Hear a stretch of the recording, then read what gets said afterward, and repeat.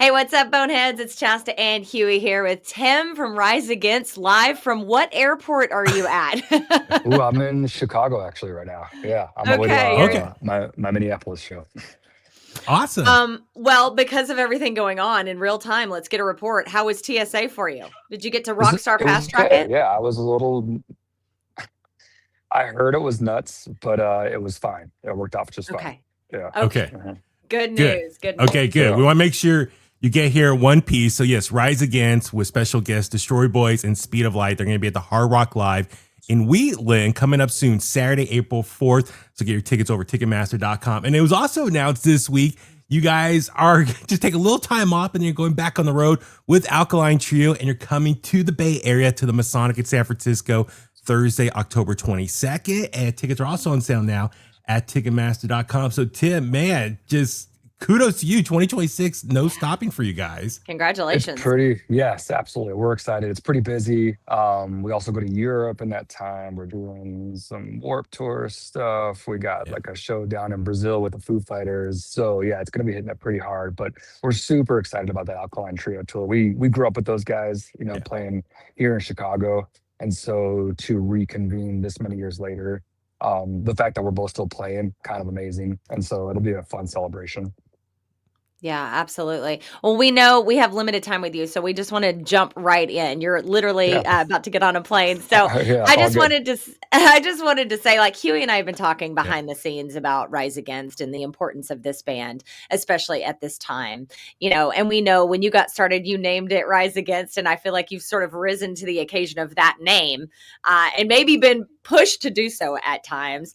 But like, let's just dive into the importance of the art form of music right now in 2026 and your role in it. How are you feeling right now? Yeah, I think that is a good point. Like when we named the band, we sort of like we created some big shoes to fill, like right away. We were like, all right, Yeah. we gotta live up to this name. You know what I mean? And in some ways, the name helped us like create like a goal, like a target to like try to live up to that. And then to be here this many years later, still singing these songs in a time where we're kind of in a battle for the soul of America right now. You know what I mean? You see everything from tyranny to authoritarianism, to a rise and everything from racism to anti-Semitism. I think that these are things that we have always sung about. We continue to sing about. Our fans are hungry to hear about. They have an appetite for it. And I think um, music can be one of those things that cuts through the noise. You know, Yeah, for um, sure. it can be Maybe one of one of those the only things, things. and maybe one of the only things. Yeah, because I feel like we live in a divided world where we are the algorithms are set up to kind of divide us and sort of put us at each other's throats. And I feel like music is one of the things that cuts through that noise. And so I feel very fortunate to be in a position to be able to reach people in that way. And so music for us has always been our vehicle for change and awareness. And it's been an awesome 25 years of meeting fans who also care about it. I Mhm.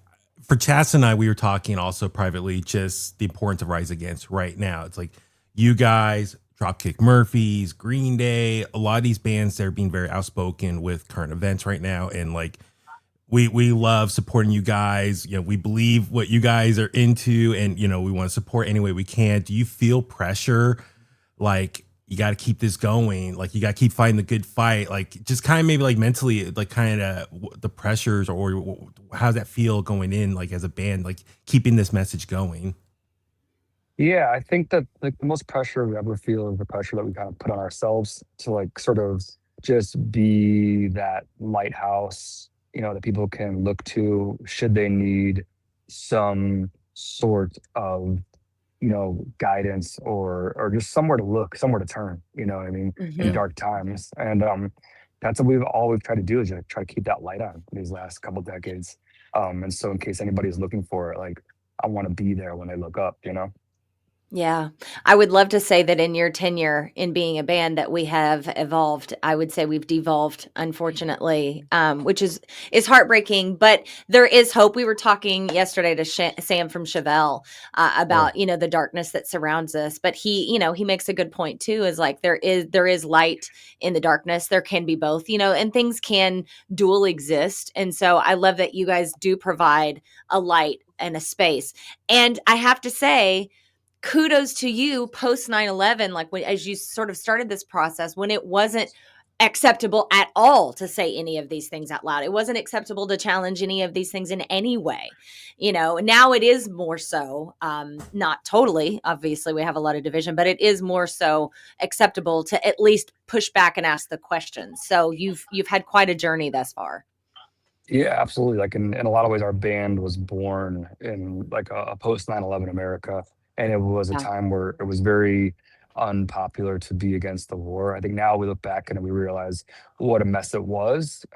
Yeah. And the consensus has kind of turned, but it was a pretty controversial stance to take at the time. And the people audiences weren't always happy with us, you know what I mean? But we came from Hmm. like a punk and hardcore scene Yeah. Hmm. where we've never shied away from confrontation, so it wasn't something that we were afraid of. If anything, when you come from like a punk and hardcore scene, like creating friction is kind of the goal. It's It's kind sort of the of like jam. Yeah. yeah, Yeah. like we're sort of like you're trying to transcend entertainment. You're trying to transcend like ticket sales and album sales and all those things, and you're trying to create something like that is bigger than that. And so I think that those those years we spent in the punk and hardcore scene prepared us to be the band that we are today. Hmm. Hmm. Yeah, I also want to touch on end of January. So you guys and Tom Morello had this huge concert out in Minneapolis. Our sister station out there was all over it, and a very special guest showed up, Mr. Bruce Springsteen. Just what it mean for you guys to play in Minnesota with everything going on out there, beginning of this year. It's just your thoughts on just that whole performance, that concert, and just the experience of that. Yeah, that was like we were really happy to do that because I live in Chicago as well with Sam from Chevelle you're just talking to. Sam's a Yeah. Chicago Yeah. guy too. Oh yeah. And so we had ice here in Chicago and still do. And it hit the city really hard and people were really upset by what their actions and what was happening. And then Minneapolis obviously was the violence had just turned up. And so Tom Morello called me and he said it was like on a Monday or Tuesday, and he was like, "Can you be in Minneapolis like in three or 4 days?" And I Yeah. was like, "Absolutely, for this we can do this." And so me and Zach grabbed some guitars and met at First Avenue, and we'd only heard like the rumor that Bruce Springsteen was showing up. You know what I mean? But when he did show up, it was pretty incredible. Oh no. Oh no, airport Wi-Fi. Oh no. Did we lose him? Hold on, it'll come back on. Really important for us to be there. Oh, is everything good? Okay, well, all right. It was really We important for us can't to see be you there. anymore, but we can hear you, so keep going. Okay, all right. Yeah, sorry if the service is weird, but I would say this: like sometimes I underestimate the power of music in a setting like that. I think there are people out there doing real good. What could we possibly do with guitars and show up, and how could that possibly help? But it's amazing how just like a 2-hour concert can energize activists and protesters and really kind of give them enough to keep going. And it was really inspiring. And I feel like it was great to hear the stories on the ground, not just from the news and the headlines, but from actual people from their lips about what was happening and how it was affecting their lives. So it was a very transformative experience. And Tom Morello, Ike Riley, Bruce Springsteen, Al Di Meola, legend was all there. And it was one of those things that kind of leaves you with a little bit of hope for the future. Yeah, for sure. I think the music is inspiring, but also Tim, and I know I can speak for Huey, and I both on this one. You're just thank you for just being an inspiring person. You care so deeply about so many things, everything for that matter. I'm a fellow vegetarian, so just the fact that you care about animal rights and being an activist for so many things, the earth included, and what's happening to us as a society, and then you're putting it into music that can reach these people, and it really does matter. So put all the rock star side to the side, all that stuff. That's fun, and that's great. But what you're talking about is legacy and meaning and change and togetherness, and that's the shit that stays, and it's what we need right now. So thank you for doing what you do. It's a service. Oh, well, thank you. And thanks to all our fans and everyone who supports this band. That's what gives us the fuel to keep doing this. We started this not knowing if anybody was going to, care about this art that we were creating. And Yeah. it's been the fans all these years that have given us a reason to still be here and still do this. Yeah. Tim, listen, I know we're running out of time with you. I just want to ask one thing. So about a year and a half ago, you guys played Aftershock. We talked to Joe that weekend. We geeked out so hard with him. It was one of, if not the best conversation that weekend, mostly because we geeked out talking about the Bay Area punk scene, the East Bay punk scene. Oh, I'm yeah. from the Bay Area. So anytime I could talk to anyone about just bands I grew up loving, Gilman, all that stuff. So I would just love to get from your perspective, coming from Chicago, coming up in the 90s, your thoughts on just the Bay Area punk scene and how much that was an influence for you guys. The Bay Area punk scene is so rich with everything from obviously Rancid, Green Day, AFI, Operation Ivy. Those bands were all super important to me. And actually, maybe a band that doesn't get talked about enough, Pinhead Gunpowder. Pinhead Gunpowder. Did we talk about it? He definitely, yes. Okay. All the CDs over there. I got them. Oh my God. I think someone turned me on to Jump Salty really young, and I just fell in love with that record and that music. As much as I did any of their bands from the Bay Area. And so I was happy to see that they were still doing stuff and still making music, because that record hit me really hard. It's one of those things that's very nostalgic for me. But and especially, our connection to the Bay Area, being that our first two records were on Fat Records. Yep. Yeah.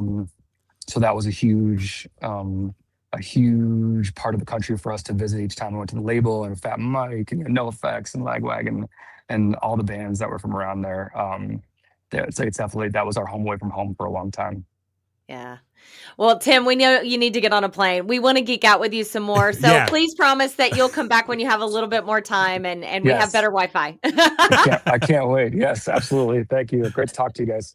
Same here. So yeah, encourage everyone, get your tickets. Rise Against, going to be Hard Rock Live in Wheatland, Saturday, April 4th, and also at the Masonic in San Francisco, Thursday, October 22nd, Ticketmaster.com. Check out Rise Against's latest album, Ricochet. Tim, thank you for everything, man. You're awesome. Yes, absolutely. Safe flight, brother. See you. Thank you. All right. Bye-bye.